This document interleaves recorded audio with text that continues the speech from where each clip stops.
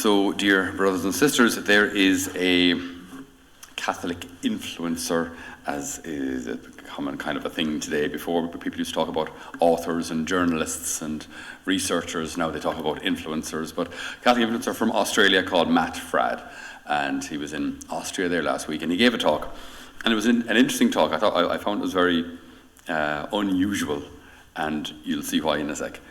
So he said that in his experience, young people today are looking for a strong church, right? Looking for a strong church.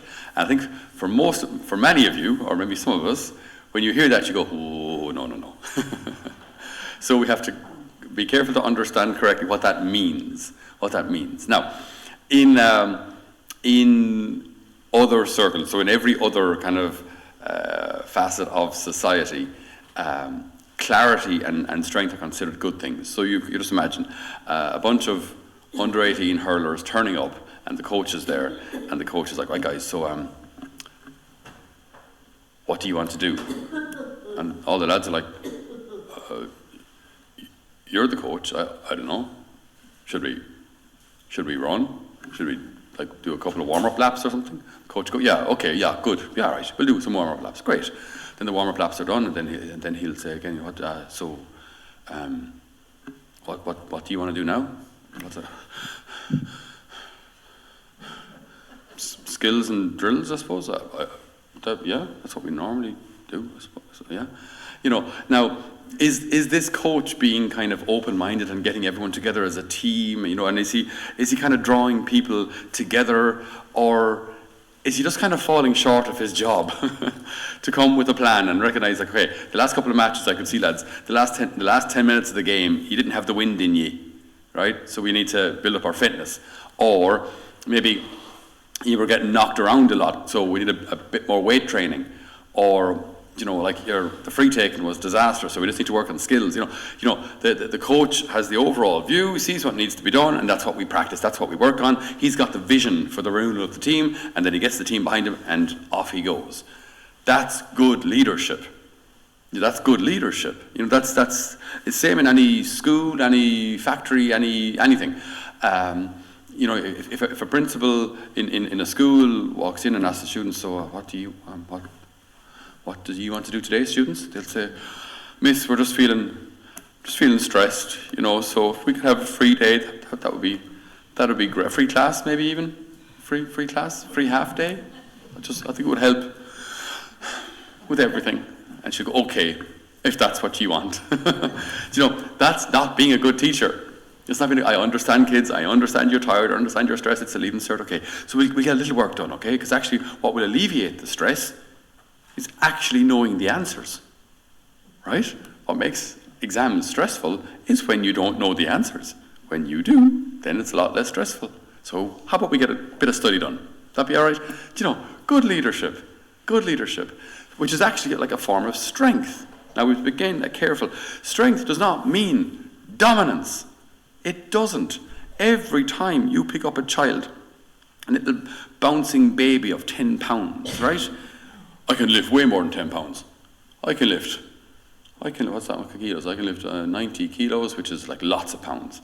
What's that, 180 pounds, more or less. I can lift 180 pounds. This baby only weighs 10 pounds. You don't think like that. It's a baby. So you use your strength to carefully and gently pick up the child. See how I did that? Support the head. I'm an uncle. I'm a proud uncle. You support the head, and nice and gently, you use your strength then to, move the objects out of the way, move the chair out of the way, move the baby seat. And, so strength doesn't mean dominance. I'm using my strength gently. So strength has nothing to do with, swinging axes and forcing people. And that's not strength. That's actually a form of weakness. When you force anything upon someone, it's actually a form of insecurity and a way of controlling people, which is weakness. If I'm strong, I don't need to show my strength because I don't care what you think. If I'm secure in myself, I do what I need to do. I serve my family. I do what's expected of me. And I don't care what people say because I'm secure in myself. That's a form of strength. Whereas constantly living for adulation and applause and having to kind of impose yourself. That's weakness.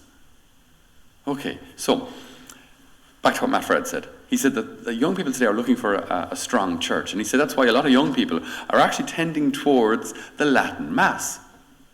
And while I was in Austria there, I met a lot of guys from Sweden who have rediscovered their faith online.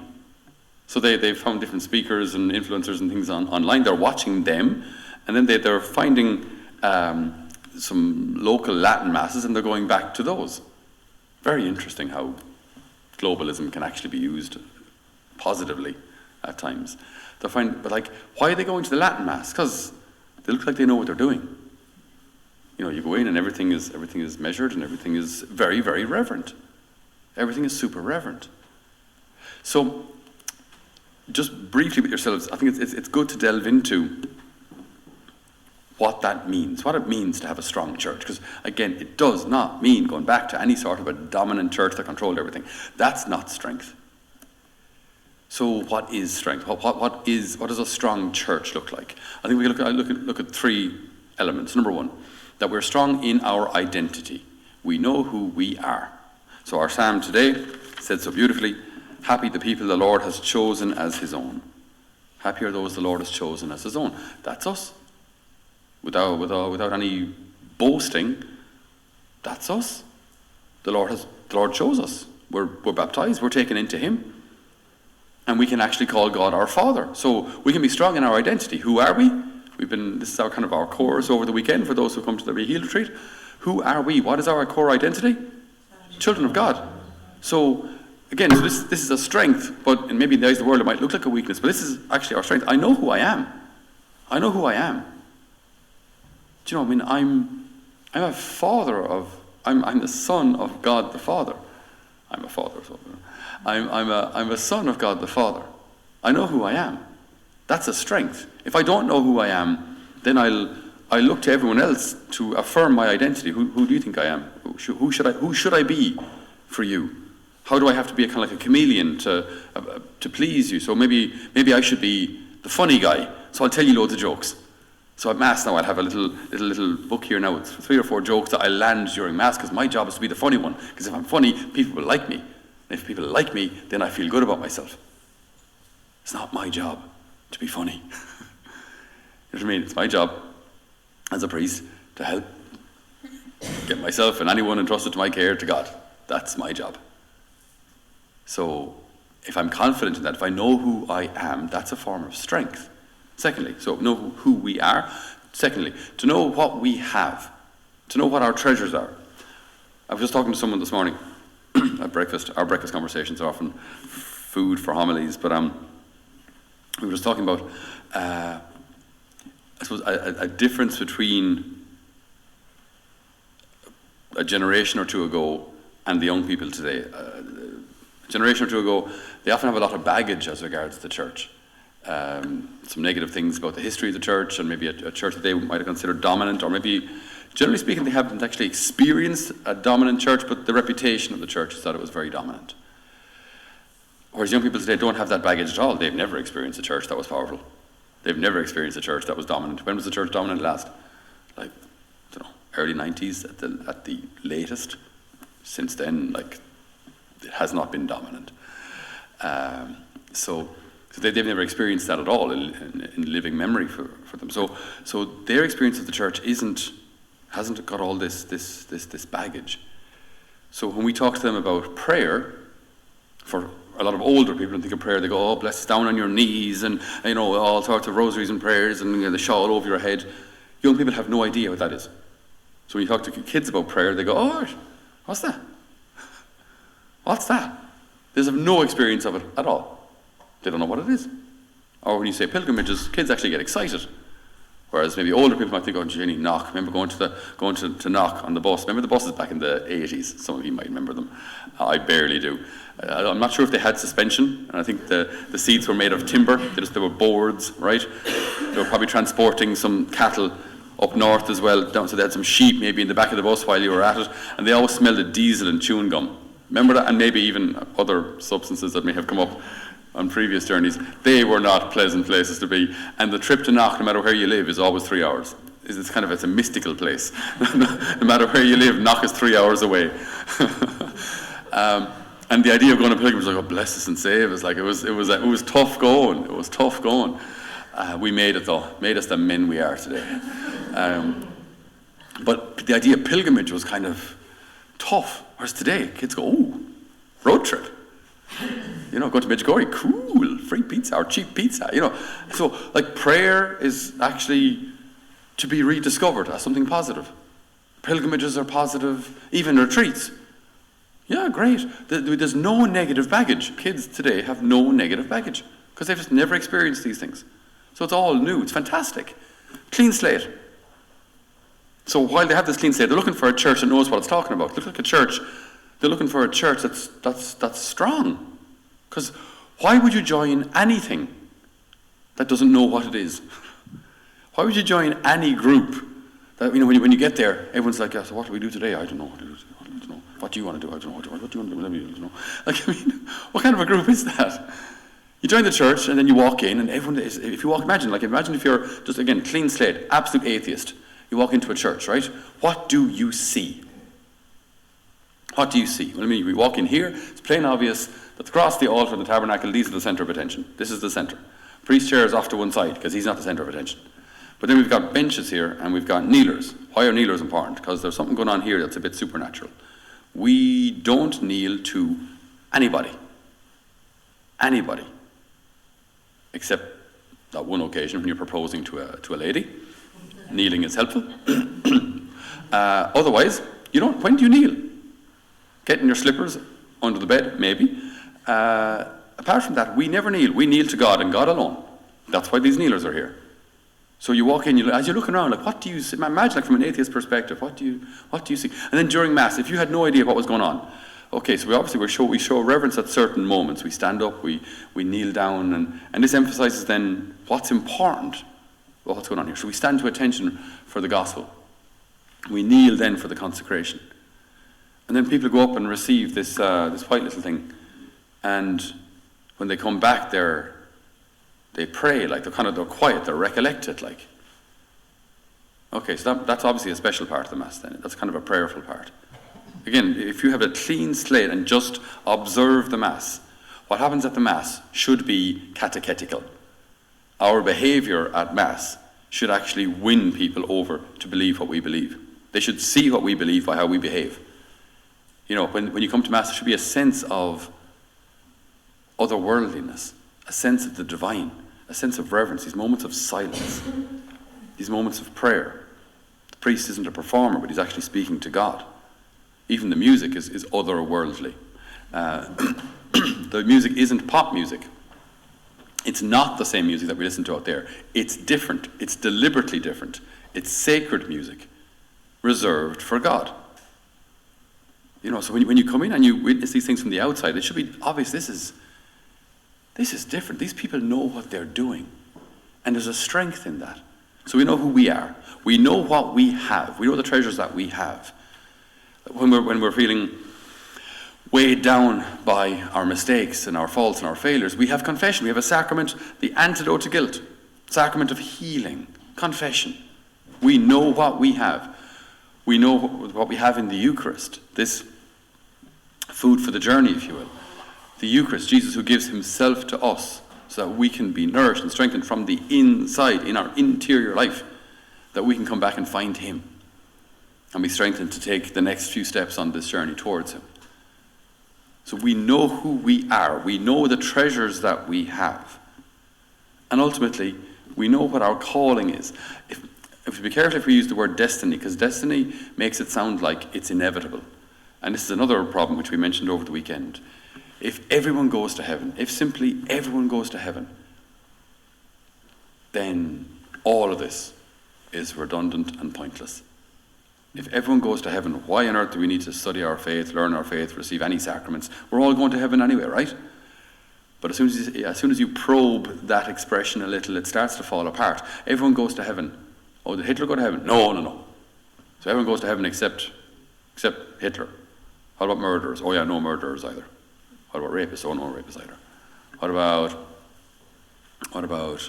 and then the list starts to grow and grow of people who didn't get to heaven or won't get to heaven. So hang on, who makes up the list of who doesn't get there? Because it's not actually us. We entrust every soul to God, but ultimately, if we dig a little deeper, we'll find out, actually, no, not everyone gets to heaven. So we do have something to do. We do have our part to play. Our behavior matters. Our choices matter. How I treat those around me actually matters. Because it's not inevitable. It's not like this, we're on this conveyor belt and everyone just ends up in heaven whether they like it or not. If I don't want heaven, I don't have to have it.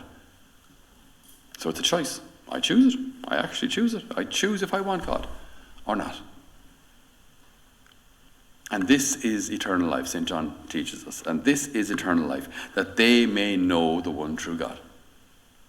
It's a beautiful expression. This is what is heaven. St. John says heaven is knowing God. That's our destiny. So we know who we are. Beloved sons and daughters of God. We know what we have. We know the treasures that we have in the church. And we believe them. We believe in the power of prayer. We believe in the power of the sacraments. And we know where we're called to go. Heaven. To be with God. To be actually taken into him. To be like him. To be consoled by him for all eternity. And this is our strength. So you see, strength has nothing to do with, I can control you and I'm going to coerce you. No, that's weakness. Strength is interior. It's in us. That we know who we are. We know what we have. We know where we're going. And if we have conviction in that, then our church is actually magnetic. Because there are a lot of people out there, as regards the faith, sitting on the fence. When you celebrate, from a priest's perspective, when you celebrate a wedding or a funeral, a good chance that over 80%, the practice rate in Ireland is about 20%, which means that at your average gathering, weddings and funerals, on average, 80% of those in front of us aren't practicing regularly. So this is mission territory. So it's up to 20% that are practicing to show that our church is a beautiful place to be, that it's magnetic. We know what we believe. We know how this isn't up for grabs. We don't debate the creed at every mass. Should we believe this? What do you think? I don't know. Have we a majority who believe that God is Father? Hands up. The creed is the creed.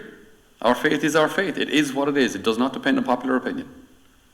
It's a treasure given to us. It's up to me to adjust my beliefs to what the church teaches, not vice versa. That's strength. It's solid. It does not depend on popular opinion. It's solid. It's God's teaching, not mine. So our strength is found in the knowledge of our identity, knowing who we are, knowing what we have, and knowing where we're called to be. And if we live that, our church will become more and more magnetic. And then our young people who are looking for a strong church will find that strength here in us, in the Catholic Church.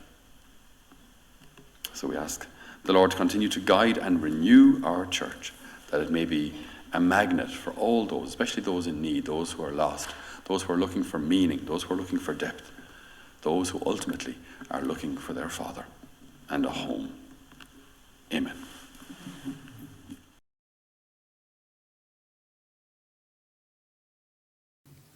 Dear friends, thank you so much for joining us for this homily. It's been a wonderful privilege to be able to reach so many of you through social media. We are in the middle of our fundraising campaign for Holy Family Mission for this year. It's a fundraising skydive, which will take place on September 14th. So if you'd like to support that initiative, there'll be 11 of us jumping. If you'd like to support that sponsored skydive, you can do so on our website, holyfamilymission.ie. Go up to the donate tab there, and that will take care of everything. Thank you so much for joining us. Thank you so much for your prayer, and thank you so much for your support, so that we can continue to serve the many young people that come in our doors and serve all of your good selves. God bless you.